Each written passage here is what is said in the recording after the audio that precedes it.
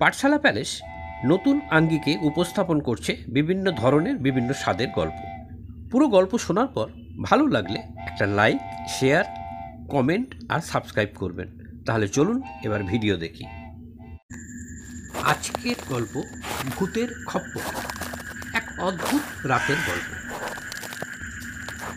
শীতের রাত, কনকনে ঠান্ডা যেন হাড়ে কাঁপুনি ধরিয়ে দিচ্ছে। চারদিকে আবছা কুয়াশা মায়াবী পর্দার মতো সব কিছু ঢেকে দিয়েছে।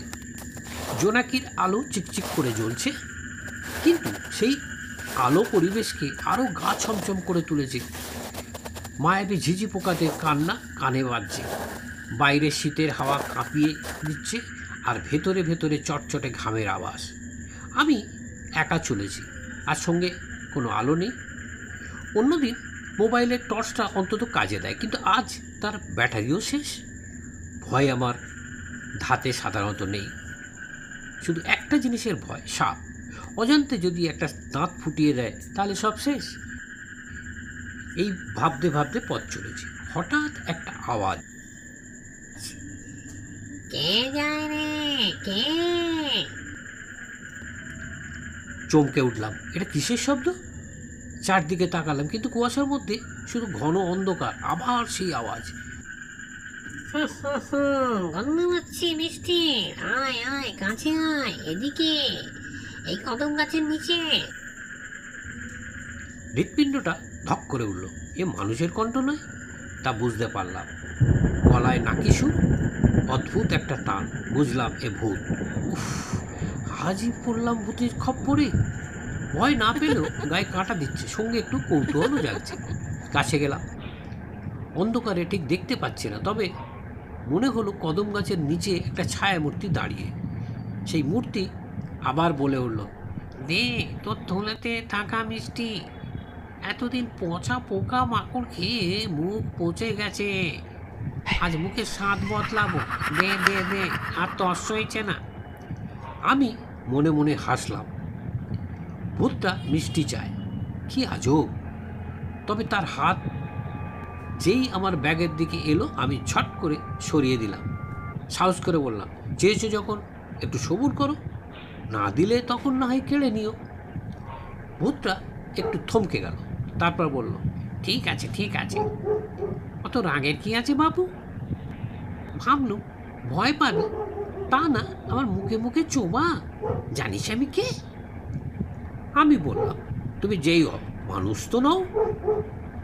ভূতটা হেসে বলল, আমি আবার এই মানুষদের বড্ড ভয় পাই জানিস। সে কি রে, তুই মানুষ হয়ে কথা বলছিস? তা কি এমন হলো যে তুই মানুষকে ভয় পাস? আমি বললাম, সে অনেক কথা, পরে একদিন বলবো।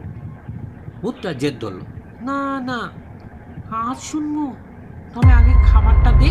কি খাবার রে? আমি বললাম, কয়েকটা গরম গরম জিলিপি আছে, খাবে? ভূতটা চোখ চকচক করে উঠল। উরি বাপ, জিলিপি অনেক দিন খাইনি, দে দে দে। আমি ব্যাগ থেকে জিলিপিগুলো বের করে হাতে নিতেই ভূতটা ছো মেরে নিয়ে গাছের মগডালে বসে পা ঝুলিয়ে খেতে শুরু করলো। আমি অন্ধকারে দাঁড়িয়ে রইলাম, কি করব বুঝতে পারছি না। এত ঘুটঘুটে অন্ধকারের সামনে এগোতেও ভরসা পাচ্ছি না। কিছুক্ষণ পর সাহস করে চেঁচিয়ে বললাম, কি গো, তোমার খাওয়া হলো? ভূতটা উত্তর দিল, দাঁড়া বাবু, অনেকদিন পর রসিয়ে খাচ্ছি, তাড়া লাগাস না তো।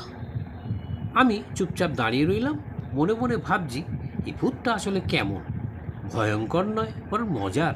মিষ্টি খেতে ভালোবাসে, মানুষের সঙ্গে গল্প করতে চায়, আজব তো। খানিক পর ভূতটা খাওয়া শেষ করে নেমে এলো, বলল, বাবু, অনেকদিন পর এমন স্বাদ পেলাম, তোর কাছে আর কিছু আছে? আমি বললাম, না, এটুকুই ছিল। ভূতটা একটু মন খারাপ করে বলল, ঠিক আছে, তুই এখন যা, আমি আর বিরক্ত করবো না। তবে একটা কথা শোন, এই পথে রাতে একা চলিস না, সব ভূত আমার মতো মিষ্টি প্রিয় না। আমি হেসে বললাম, আচ্ছা, মনে থাকবে। তুমি সত্যি ভূত, না আমার সঙ্গে মজা করছো? ভূত হাসলো, আমি ভূতই বটে, কিন্তু সব ভূত ভয়ঙ্কর হয় না। আমি মিষ্টি খাই, গল্প করি, তবে মানুষকে ভয় পাই, কারণ তারা অনেক সময় নিষ্ঠুর। তুই আলাদা, তুই ভয় পাসনি। আমি বললাম, আমি শুধু সাপকে ভয় পাই, তুমি তো সাপ নও।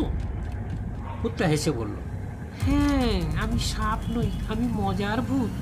যা, এখন রাত বাড়ছে। আমি বিদায় নিয়ে এগিয়ে গেলাম। পিছনে তাকিয়ে দেখলাম ভূতটা কদম গাছের নিচে দাঁড়িয়ে যেন আমাকে বিদায় জানাচ্ছে।